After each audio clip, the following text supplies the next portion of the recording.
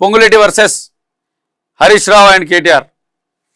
ఇది గత నాదరుగుల భూముల నుంచి దాన్ని లూటు చేస్తున్న 7,000 కోట్ల విలువైన భూములను పొంగులేటి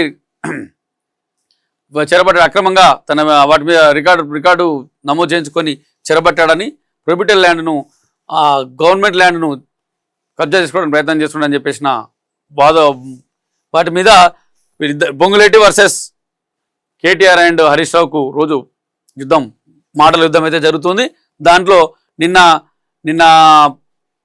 పొంగులేటి శ్రీనివాసరెడ్డి అన్నాడు, మీరు మోచేతి నీళ్ళు తాగారు మా రాఘవ కన్స్ట్రక్షన్ దాన్ని. ఇప్పుడు అంటున్నాడు పొంగులేటి కాదు పొంగు లూటి అని. ఇలా ఒకరికొకరు కౌంటర్లు ఇచ్చుకుంటున్నారు. నిన్న ఆయన మాట్లాడిన దానికి ఈ రోజు నిన్న కౌంటర్ ఇచ్చాడినా మొన్న మాట్లాడిన దానికి. బాంబులు పేలుతాయన్న బాంబులేటి, అవినీతిని దాచిపెట్టేందుకు నానా తంటాలు, క్రషర్లో జరిగిన అవినీతిని సీఎం స్వయంగా చెప్పారు.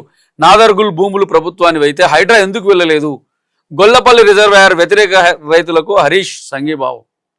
మొత్తానికైతే ఇప్పుడు కాంగ్రెస్ ప్రభుత్వంలో రెవెన్యూ శాఖ మంత్రిని పొంగులేటి శ్రీనివాసరెడ్డిని అయితే వీళ్ళు టార్గెట్ చేసినట్టున్నారు బీఆర్ఎస్ వాళ్ళు. ఎవరి మీద ఇంతగా అవినీతి ఆరోపణలు చేయట్లేదు, అతన్ని టార్గెట్ చేసి అయితే చాలా ఆరోపణలు అంటే నాదర్గుల్ భూములను చేసి ఇది పొంగులేటి శ్రీనివాసరెడ్డి చేస్తున్నాడు, ఈయన మొత్తం రెవెన్యూ శాఖ మంత్రి ఉండి మొత్తం ప్రభుత్వ భూములన్నీ స్వాహా అనిపిస్తున్నాడు, కబ్జాలు చేస్తున్నాడు అని చెప్పేసి వీళ్ళు ఆరోపణ చేస్తున్నారు.